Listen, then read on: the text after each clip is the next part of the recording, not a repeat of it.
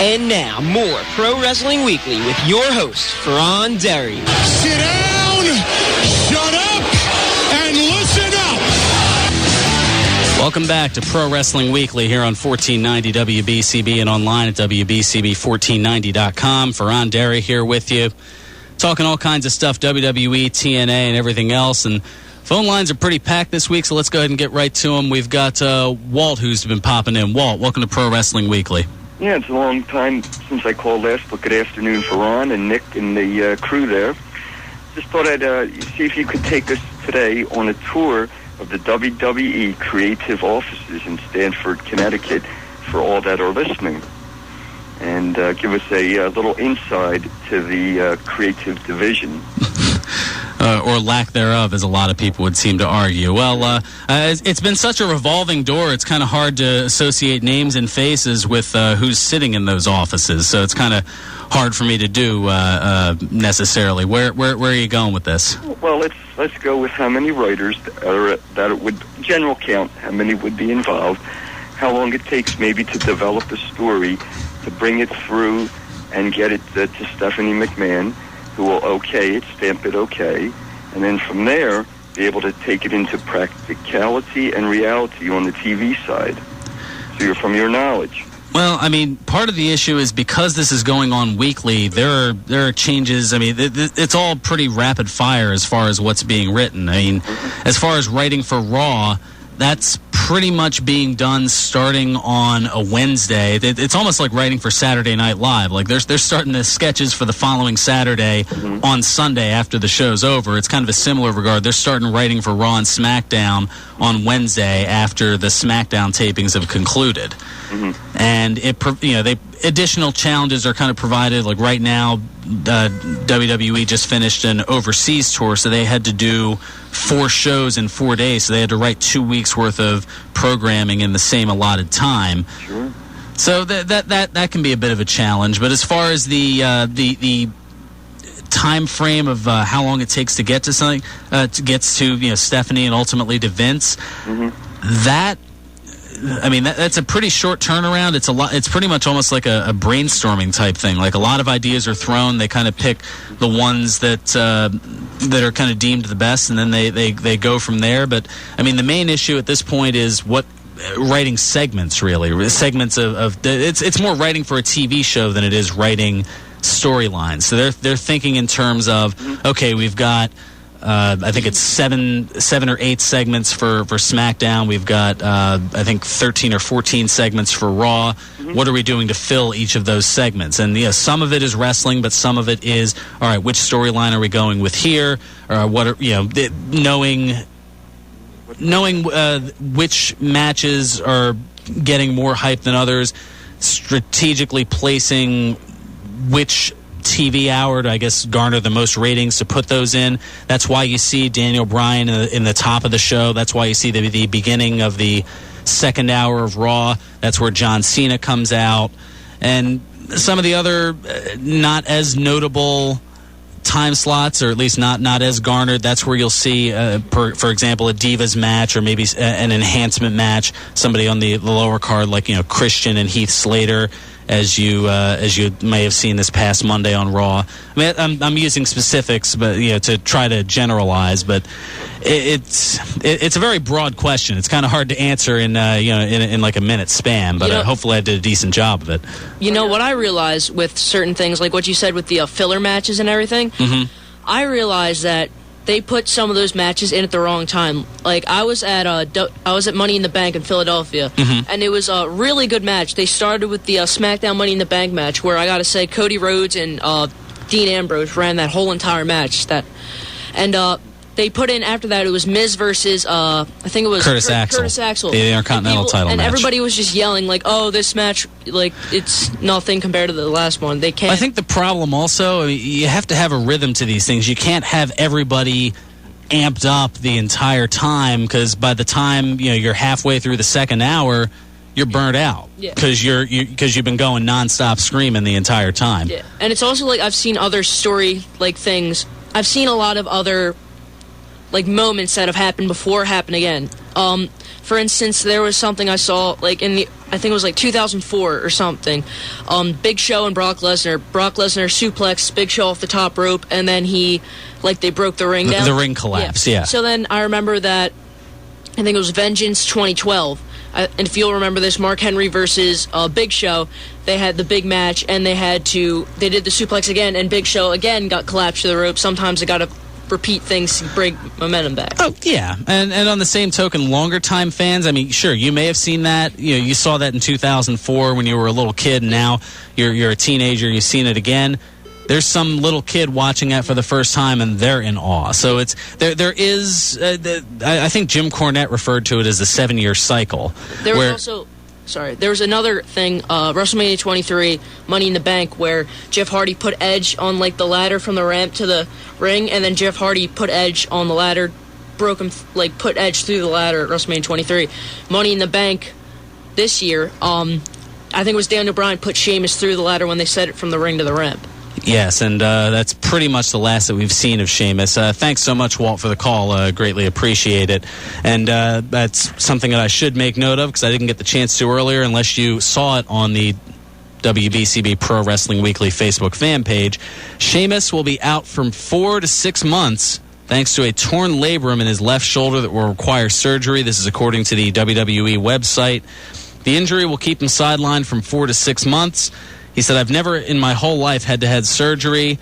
I've always worked through pain. For the first time in 4 years, I'm going to be out of action. To say I'm devastated would be a serious understatement, but I'm determined to take this time to go home to Ireland, to see my family, to see my friends, learn a different language, read a lot of books, and come back bigger, stronger, and better than ever. So the timetable for that, 4 to 6 months, would put him somewhere around the Royal Rumble to WrestleMania area to return. So I don't know. I guess you can already pencil in him as a possible surprise return for the Royal Rumble in January 2014, although people are already maybe putting Jake the Snake Roberts in there. But, yeah, that's still a few months away. We've got plenty of time to worry about that. All right, let's... go ahead. I would like to see a big return of the Royal Rumble. Like, I'd like to see Stone Cold. I'd like to see him come back. That would be a very big thing for WWE. You know, it would be awesome to see. Or maybe like one more match with Stone Cold and The Rock, WrestleMania 30, something like that. Well, it's going to take a lot to necessarily make that happen. Yeah. Let's get back to the phones, get Dan, who's been waiting patiently. Dan from Chicago. Dan, what's going on? Ron, how you doing? Not too bad. Just trying to settle back in here. It's been a wild ride so far. I got actually a question from the past, and I got a thing about SummerSlam with Cena and Bryan.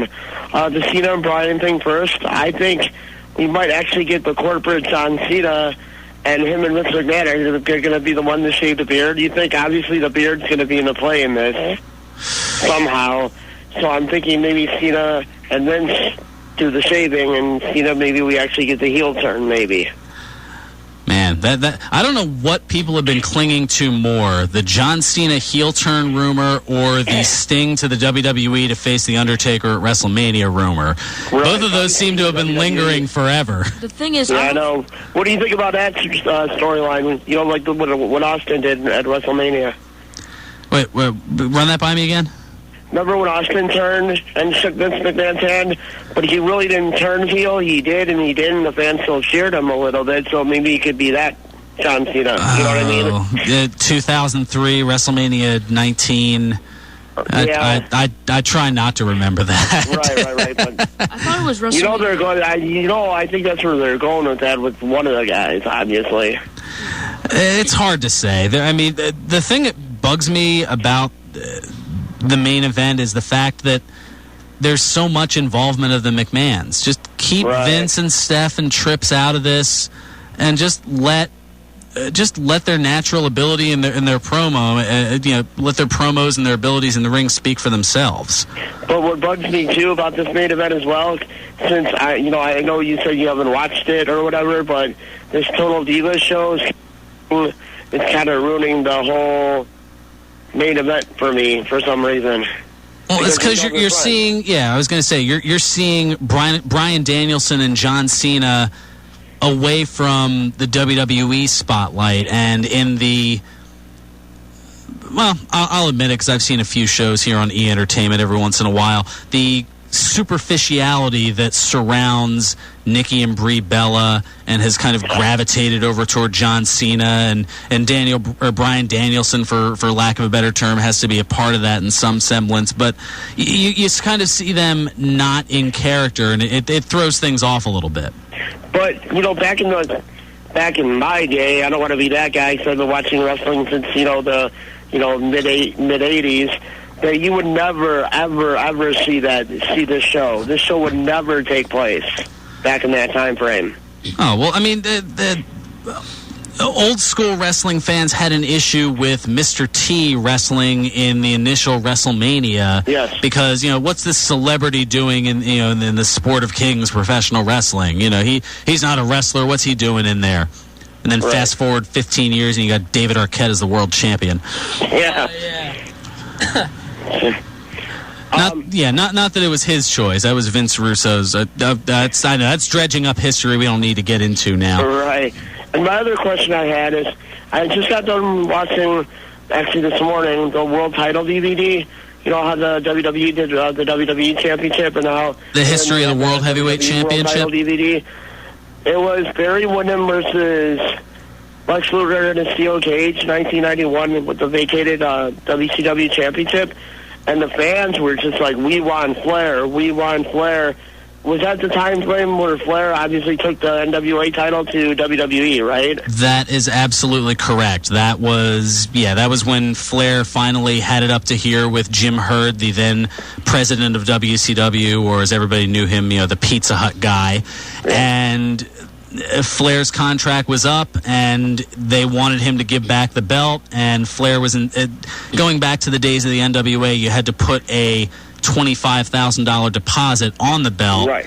And Jim Herd, needless to say, was not interested in returning the $25,000 plus interest for him giving the belt back. So he basically said, "Bleep you! I'm taking the belt with me."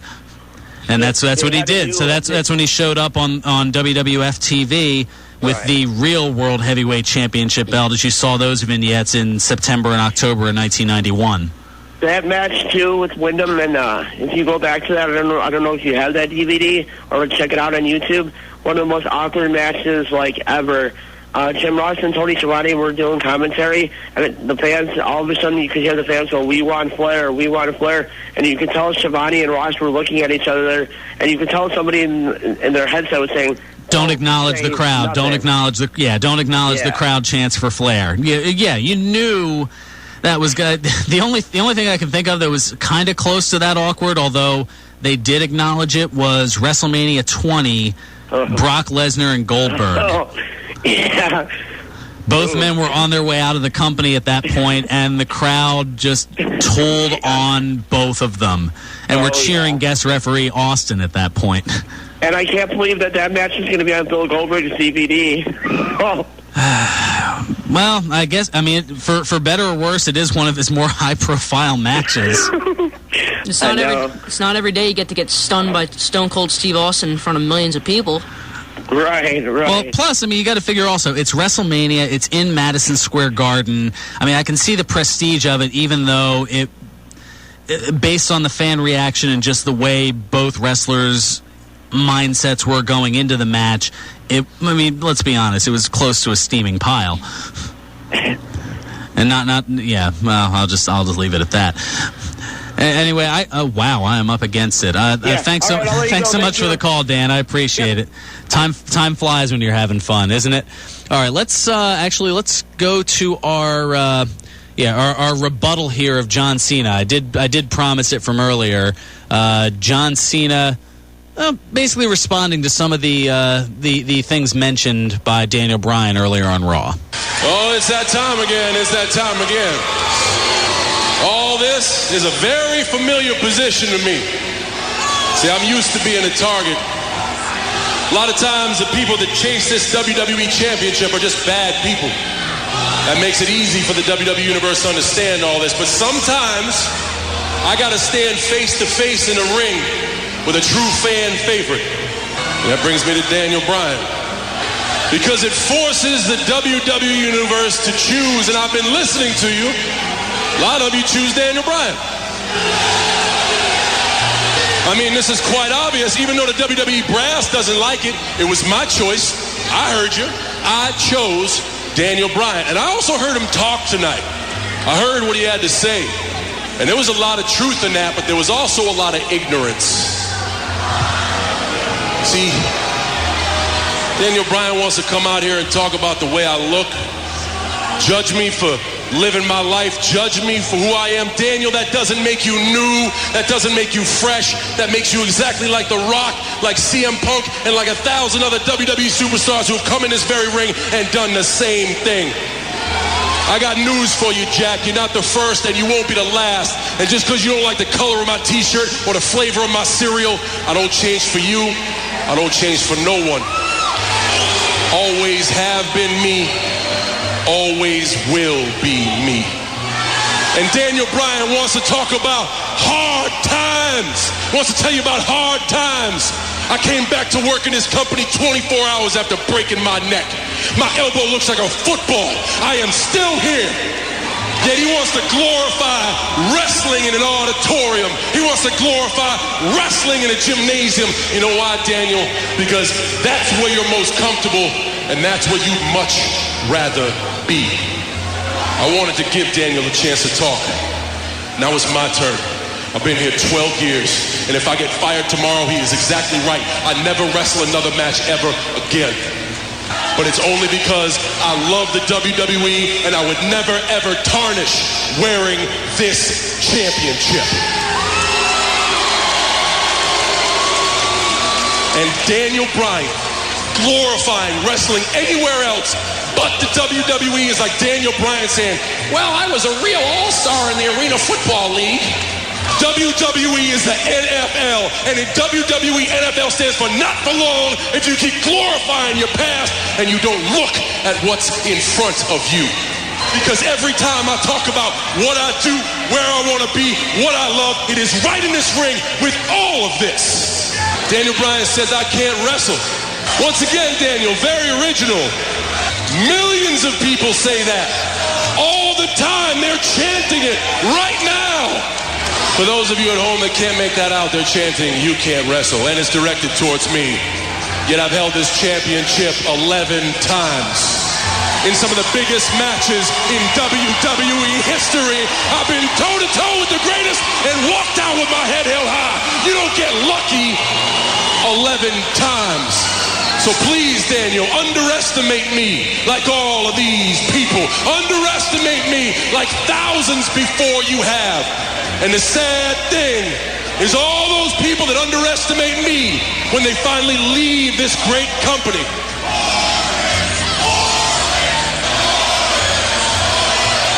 It sounds like the people are ready to see myself and Daniel Bryan fight right now.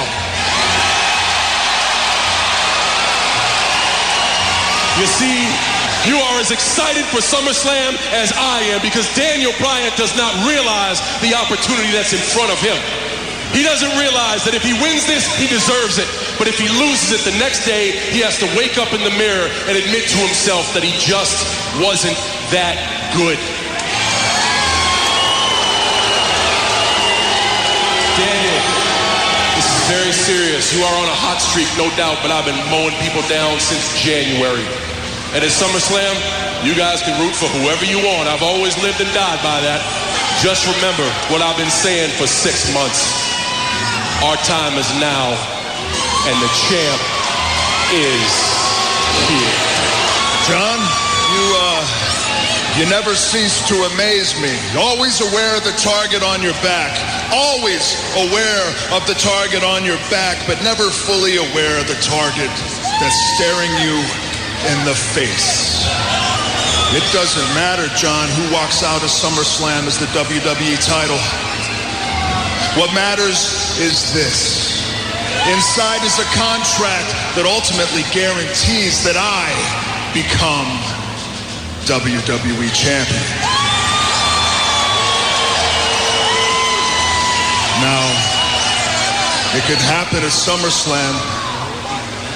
It could happen the night after. It could happen at WrestleMania. But I guess the point I'm trying to make here is that The champ is here.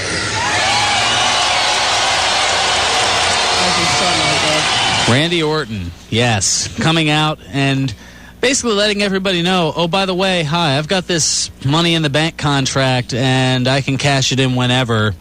And he had his chance to at the end of Raw, but the Shield of all people stopping him from coming back into the ring. And I'd say that's a pretty daunting obstacle to say the least. It's like, well, I could try to cash in, but there are these three guys who want to beat the ever-living daylights out of me. That's probably not the best time to do so. But he still has it, and he could use it at SummerSlam after the Cena-Bryan match. Who knows? My dream Shield, anti-Shield team would be Brock Lesnar, Ryback, and The Rock. I'd like to see those three try and take them down. You've got to have at some point they can't be undefeated anymore. You've got to have some breaking point where it's good. The Shield lost on Monday night by disqualification, so but not by pinfall. True. Disqualification could mean anything. You could be undefeated. Disqualification is just like a slap on the wrist when you're facing a cop. It's nothing. How many cops have you faced? Most of my dad's friends. I was going to say that. My dad's friends. Don't answer that. We'll do. My dad's friends. That's it. They're cops. So. All right, for second week on the job, you're getting pretty good at the quick comebacks here. I'm like Catwoman. I'm adaptable. Don't compare yourself to Catwoman. That makes people think of Halle Berry, and not in the good way. Okay, never mind. Okay. Yeah, I wouldn't do that. All right, we'll come back. We're gonna talk some Bully Ray and Chris Sabin contract signing. It is official, and do we want to get into Brooke Hogan's awful? Well, yeah, I guess we'll get into that, and also a little something stupid courtesy of Brock Lesnar. Plus today in wrestling history and a whole bunch more. So much to do here. Fearon Derry alongside Lucas the Intern and Nick Cataldi. This is Pro Wrestling Weekly here on 1490 WBCB and online at WBCB1490.com.